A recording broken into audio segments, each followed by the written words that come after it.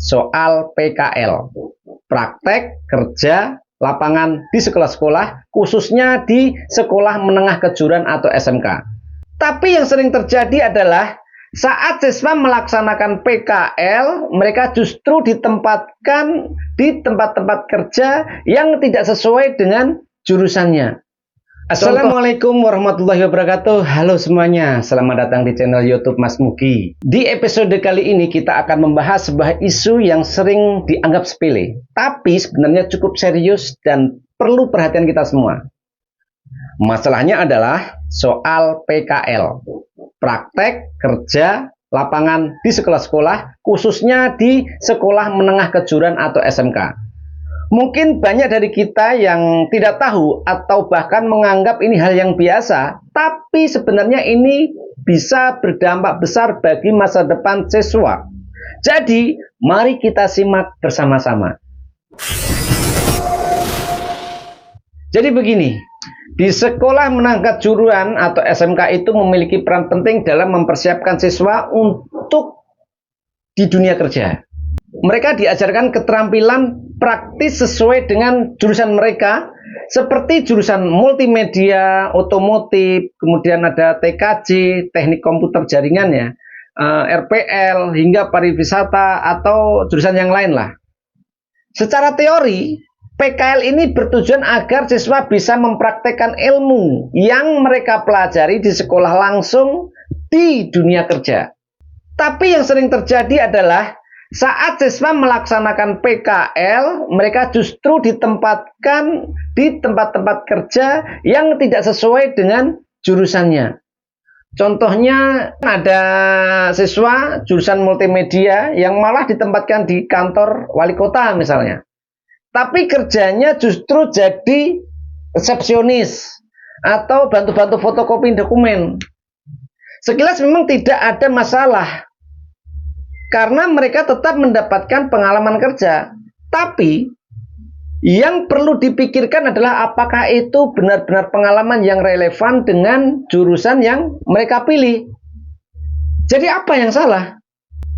Sebenarnya ada beberapa hal yang jadi akar permasalahan ini. Sebagian sekolah menyerahkan sepenuhnya urusan mencari tempat PKL kepada siswa. Jadi siswa yang bingung, tidak punya relasi, atau kurang panduan, akhirnya asal cari tempat yang mau menerima mereka. Akhirnya, ya mereka diterima di tempat yang bukan bidangnya. Ada juga pihak sekolah yang mungkin kurang aktif memastikan apakah tempat PKL sesuai dengan jurusan siswa. Setelah siswa dapat tempat, mereka seolah lepas tangan. Padahal selama di sekolah, selama mereka masih siswa, berstatus siswa, masih tanggung jawab sekolah. Termasuk memastikan PKL berjalan dengan baik. Kadang-kadang perusahaan atau instansi tempat siswa PKL juga enggak memberikan tugas sesuai dengan bidang siswa. Mereka hanya dimanfaatkan tenaganya untuk kebutuhan administratif tanpa memikirkan relevansi dengan keahlian siswa tersebut.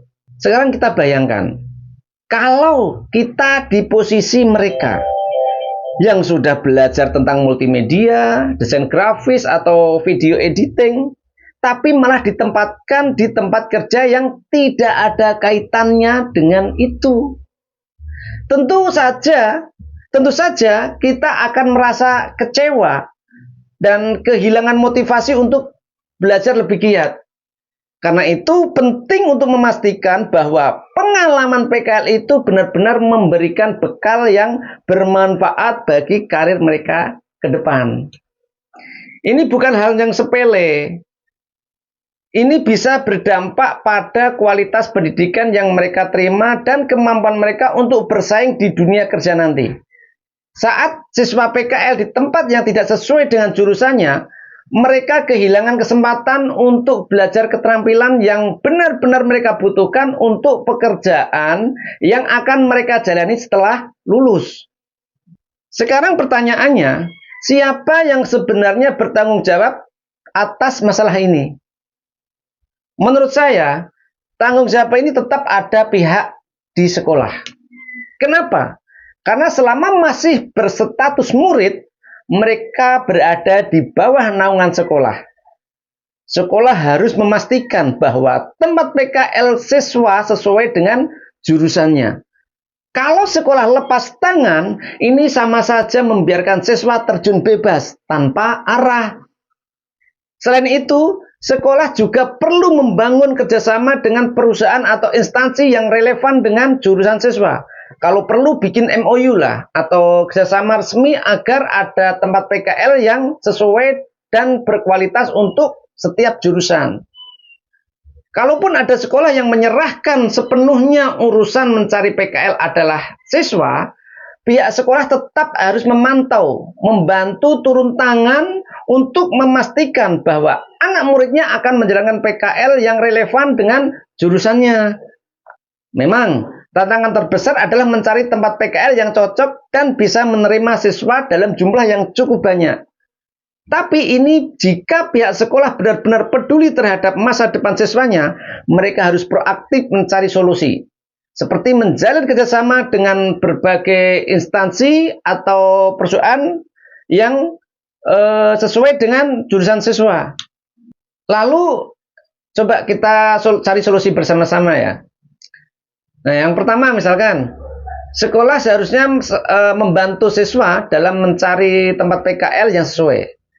Kalau bisa, sekolah punya daftar mitra perusahaan atau instansi yang siap menerima siswa PKL sesuai jurusan tentunya. Kemudian jangan lepas tangan lah. Tetap monitoring selama PKL. Sekolah perlu memantau kegiatan siswa selama PKL. Apakah pekerjaan relevan? Apakah ada kendala? Atau sudahkah berjalan dengan lancar? Gitu. Kalau ternyata tempat PKL tidak sesuai, sekolah harus turun tangan untuk menyelesaikan. Sekolah juga perlu menjelaskan kepada pihak perusahaan atau instansi tentang tugas-tugas yang sesuai dengan jurusan siswa. Jangan sampai siswa hanya dimanfaatkan sebagai tenaga kerja yang murah. Terus ini, orang tua juga perlu dilibatkan. Mereka juga bisa membantu memastikan bahwa tempat PKL yang dipilih memang relevan dan mendukung perkembangan anak-anak mereka. Jangan sampai anak-anak kita hanya menjadi tenaga bantuan di tempat yang tidak sesuai. Kemudian pihak sekolah mereka harus bertanggung jawab penuh dalam proses ini, mulai mencari dari memilih tempat PKL hingga memastikan siswa mendapat pengalaman yang relevan. Harapannya dengan lebih banyak perhatian dan perencanaan yang matang dari semua pihak, siswa SMK bisa mendapatkan pengalaman yang benar-benar berguna untuk kedepannya. Tentunya di masa depan mereka. Dan akhirnya mereka bisa siap untuk memasuki dunia kerja dengan keterampilan yang tepat. Jadi, buat teman-teman yang mungkin sekarang sedang galau soal PKL atau untuk para guru dan orang tua yang mendengarkan podcast ini, mari kita sama-sama menyadari pentingnya memastikan PKL berjalan sesuai dengan tujuannya. Jangan sampai pengalaman yang seharusnya memperkaya ilmu malah jadi buang-buang waktu. Ingat, ini bukan hanya soal kewajiban atau tanggung jawab, karena bagaimanapun siswa SMK adalah generasi masa depan yang akan mengisi berbagai sektor profesional di negeri ini. Yuk kita bantu mereka berkembang dengan cara yang benar. Itu dia pembahasan kita kali ini tentang pentingnya tempat PKL yang sesuai dengan jurusan di SMK. Semoga bisa memberikan gambaran yang jelas tentang betapa seriusnya masalah ini meskipun sering dianggap sepele. Terima kasih sudah menonton video ini. Kalau kalian punya pengalaman atau pendapat soal PKL, jangan lupa juga untuk like, subscribe, dan share video ini kalau merasa topik ini bermanfaat. Sampai jumpa di episode berikutnya dan terus semangat untuk masa depan yang lebih baik. Assalamualaikum warahmatullahi wabarakatuh.